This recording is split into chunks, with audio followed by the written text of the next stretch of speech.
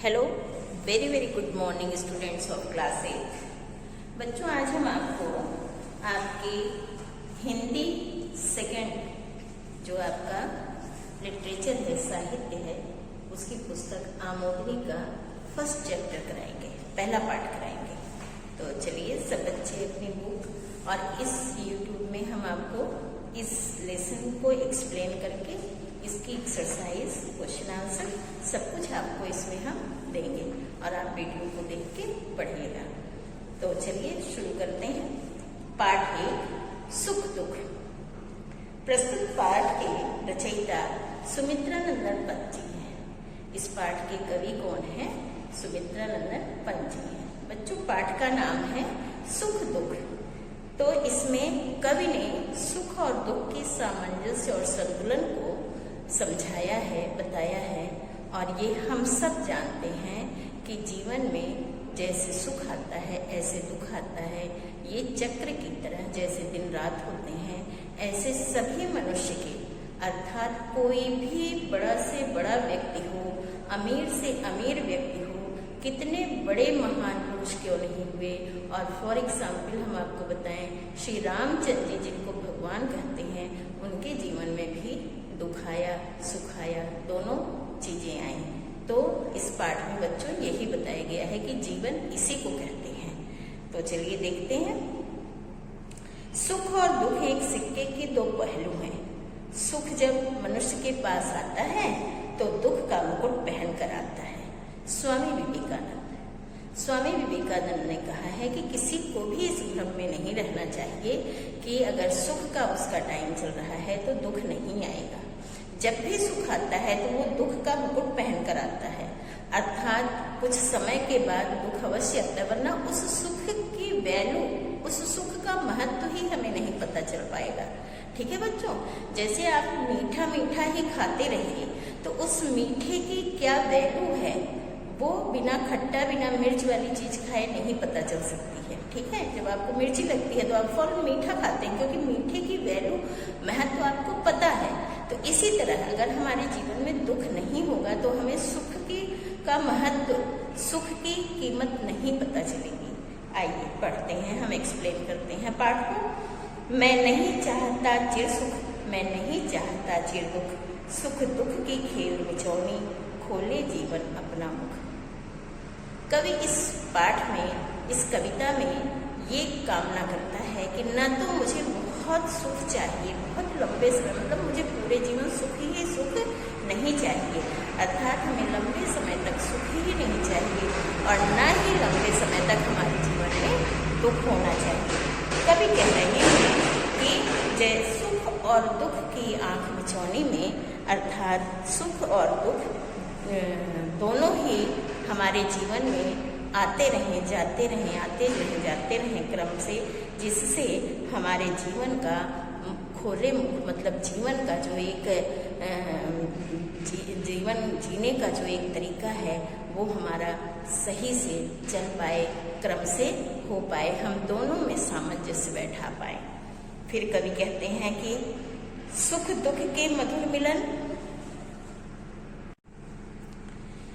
सुख दुख के मधुर मिलन से यह जीवन हो परिपूर्ण, फिर घन में ओझल हो शशि, फिर शशि में ओझल हो घन।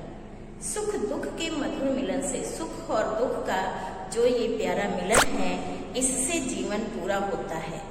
जब हमारे जीवन में दुख आता है तो हम उन दुखों का सामना करना सीखते हैं, हम मजबूत होते हैं, हमारे अंदर दृढ़ता आती है, हमारे अंदर साहस आता है, हमारे अंदर हिम्मत आती है। हम उसको सामना करने के लिए, उसको हम फेस करने के लिए हर तरह के तौर तरीके सीखते हैं, बहुत सारी बातें सीखते हैं उस दुख का सामना करने के लिए, और हमारे अंदर मजबूती आती है, हम स्ट्रांग बनते हैं बच्चों। तो वो कह रहे हैं कि इन दोनों के ही आंख बिचौली से, इन दोनों के आने से ही जीवन परिपूर्ण होता है। घन में ओझल हो से फिर शशि में हो ओझल, जैसे बादलों के बीच में चंद्रमा को सुख बताया है और बादल को दुख बताया है। तो बादलों के बीच में चंद्रमा छुप जाता है, लेकिन फिर वो कुछ समय बाद बादलों से बाहर आ जाता है। तो ये दोनों जैसे एक दूसरे से लुका छिपी खेल रहे हैं, ऐसे ही हमारे जीवन में भी सुख दुख भी लुका छिपी खेलते हैं। कभी सुख बाहर आ जाता है और कभी दुख बाहर आ जाता है। हमें इससे घबराना नहीं चाहिए। तभी हम, जब दुख हमारे जीवन में आएगा तभी हम मजबूत बनते हैं, तभी हमें बहुत सारी बातें सीखने को मिलती हैं, तभी हम जीवन में संघर्ष करने का पाठ पढ़ते हैं बच्चों। इसलिए दुख भी उतना ही जरूरी है जीवन में जितना सुख, तभी जीवन पूरा हो पाता है।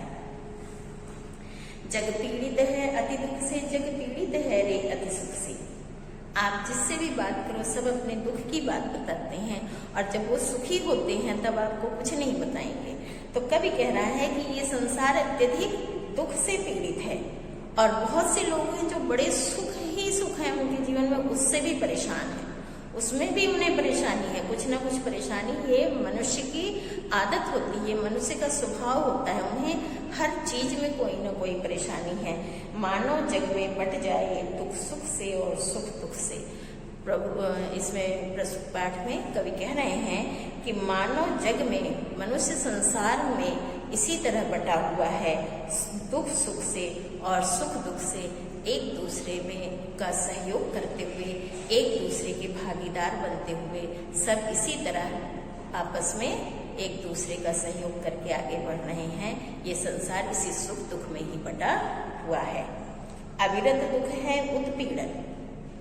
कवि कह रहा है कि अविरत लगातार अगर दुख है तो बहुत ही वो दुखद समय होता है, बहुत ही पीड़ादायक होता है। लगातार दुख भी नहीं अच्छा है बच्चों। कोई भी एक चीज लगातार अगर आपको मीठा मीठा ही देते रहे खाने के लिए तो आप बिल्कुल बोर हो जाएंगे, फौरन कहेंगे कि कुछ खट्टा और कुछ मिर्च वाला चटपटा चीज चाहिए। तो ठीक इसी प्रकार अगर पूरे जीवन में बहुत समय तक, बहुत ज्यादा टाइम तक, या पूरा ही जीवन किसी का सुना है जैसे कि दुख दुख में ही कट जाता है, तो वो बड़ा ही पीड़ादायक कष्टकारी होता है। और लगातार सुख ही सुख किसी के जीवन में है, इतना सुख है कि वो इतना कमजोर हो जाता है, क्योंकि थोड़ा सा भी अगर दुख आया तो वो उसमें हार जाता है, उसके मन में निराशा बैठ जाती है, वो डिप्रेशन में हो जाता है। तो ऐसे बहुत ज़्यादा सुख भी या बहुत ज़्यादा दुख भी दोनों ही पीड़ादायक हैं, दोनों ही उत्पीड़न के कारण हैं। सुख दुख की निशा दिवा में सोता जगता जग जीवन।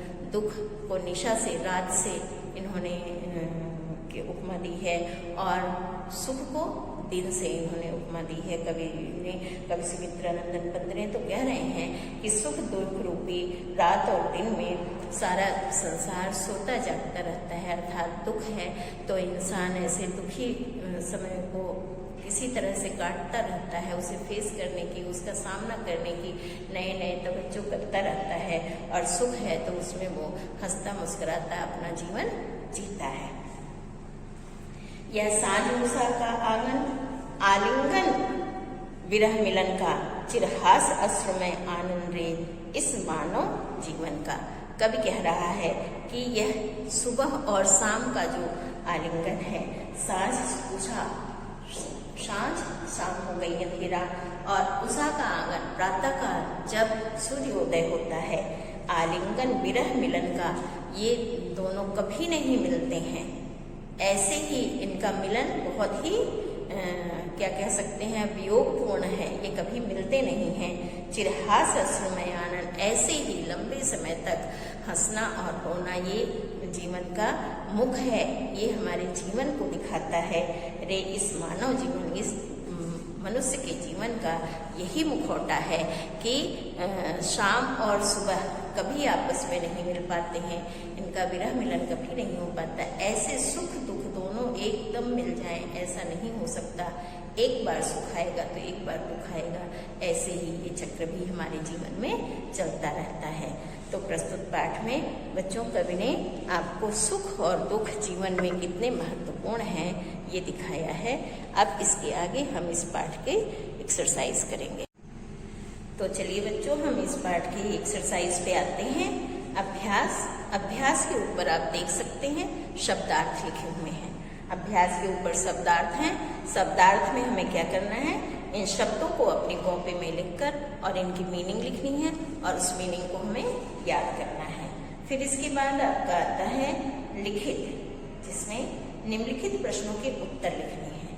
तो निम्नलिखित प्रश्न के उत्तर हम आपको अभी बाद में डिक्टेट करते हैं, बताते हैं। पहले हम इसके सेकंड क्वेश्चन पे आ जाते हैं। सेकंड क्वेश्चन है कविता की पंक्तियां पूरी करिए। बच्चों ये कविता जो 4 स्टैंजा हैं आपके पीछे यहाँ पर, इन चारों स्टैंजा के स्टार्टिंग का वर्ड और एंडिंग का वर्ड दिया हुआ है। तो ये आप इसमें से देखकर कॉपी में पूरा करना पड़ेगा, क्योंकि इतनी जगह में कंप्लीट नहीं हो पाएगा। फिर ये आपका होमवर्क है। फिर आप थर्ड प्रश्न ले आते हैं।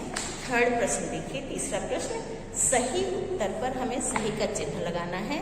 मल्टीपल टाइप का क्वेश्चन है ये, तो हम आपको इसका आंसर बताते हैं। घन, बादल में क्या ओझल हो जाता है? तो बच्चों यहाँ पर बादल में क्या ओझल हो जाता है कि में आएगा शशि, सेकंड वाला। ठीक है, 3 ऑप्शन है ना, तीनों में से शशि के सामने आप टिक लगा लेंगे। फिर उसके बाद है जग जिस रात्रि में सोता है उसे कवि ने क्या कहा है? दुख कहा है। ठीक है, दुख के टाइम मनुष्य को कुछ समझ में नहीं आता है, निराशा के भाव आते रहते हैं, कुछ करने का दिल नहीं करता है, तो उन्होंने उसको दुख कहा है। फिर जीवन सुख दुख के मधुर मिलन से बनता है, परिपूर्ण। जीवन पूरा तभी होता है जब जीवन में सुख और दुख दोनों चीज होते हैं। ठीक है बच्चों। फिर उसके बाद हम फोर्थ पे आते हैं। जीवन का आंगन है सांझ उषा, शाम और सुबह का। ठीक है। फिर इसके बाद आपका आता है फिफ्थ वाला, जिसमें मानव जीवन का आनंद कैसा है। यहाँ पर हमको हास और अश्रुमय, हास माने खुशी, अश्रुमय दुखमय। ठीक है। अब हम नेक्स्ट पेज पर आ जाएंगे। इस पेज पर हम पहुंच जाते हैं। यहाँ पे हम लोग आ गए। ये देखिए, इसमें कविता का भावार्थ अपने शब्दों में लिखो। बच्चों अभी अभी हमने आपको कविता एक्सप्लेन की है। आप इस YouTube को सुनकर आप कॉपी पे इसके भावार्थ को लिख सकते हैं। सारा लिखने की जरूरत नहीं है, आप एक स्टैंजा या 2 स्टैंजा का कॉपी में लिख लेंगे और पूरा आप वैसे रिवाइज कर लीजिए। क्वेश्चन नंबर 5 पे आते हैं। प्रतीक शब्दों के भाव सुख और दुख लिखिए। इसमें सुख और दुख के जो प्रतीक हमें पाठ में दिखाए गए हैं वो हमें यहाँ पर लिखना है। जैसे हास, हास किसका प्रतीक है? सुख का। सांझ दुख का, सांझ माने शाम, सांझ जो है दुख का प्रतीक है। निशा दुख का प्रतीक है। शशि सुख का प्रतीक है और उषा सुख का प्रतीक है। दिवा सुख का प्रतीक है। घन, घन माने बादल, दुख का प्रतीक है और अश्रु भी दुख का प्रतीक है। तो ये बच्चों आपका हो गया। अब हम लोग पहुंचते हैं भाषा बोध पर। भाषा बोध पे हम आ गए हैं। निम्नलिखित शब्दों के समानार्थक शब्द लिखिए। ये निम्नलिखित शब्द हैं जिनके हमें समानार्थी शब्द लिखने हैं। तो देखिए, अश्रु आंसू, सांझ संध्या, शशि चंद्रमा। निम्नलिखित शब्दों के विलोम लिखने हैं। हम इसके सेकंड पार्ट पे आ गए हैं। विरह मिलम और हास अश्रुमय और दिवा निशा, ये आपका विलोम शब्द हो गया।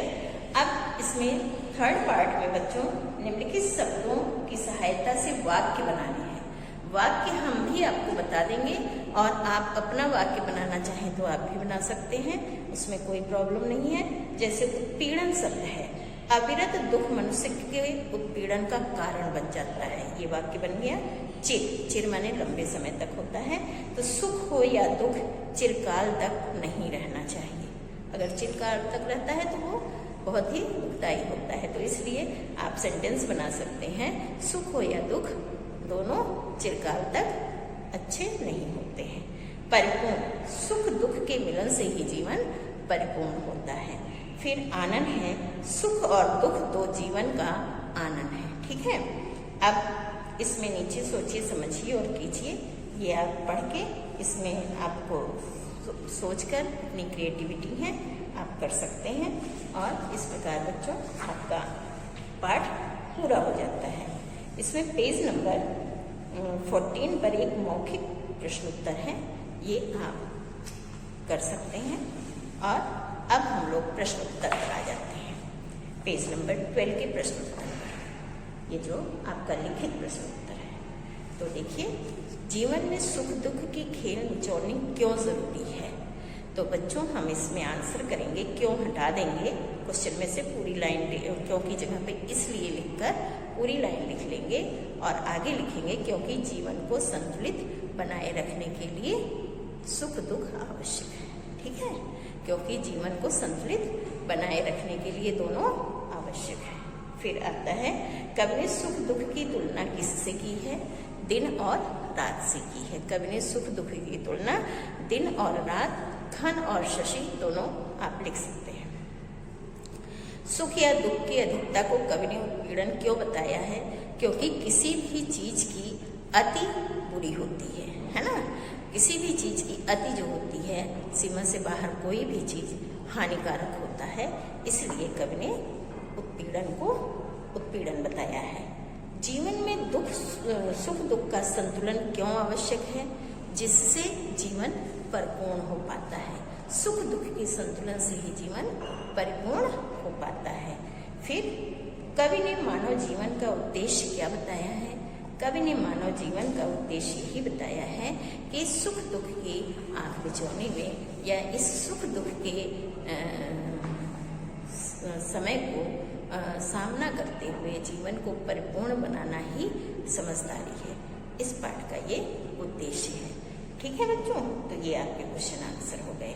अब आप इसको क्वेश्चन आंसर को कॉपी में कर सकते हैं और वैसे आपको लाइव क्लास में भी कराया जाएगा और ये आपका पाठ यहाँ पर पूरा हो जाता है। धन्यवाद। All the best. Stay at home.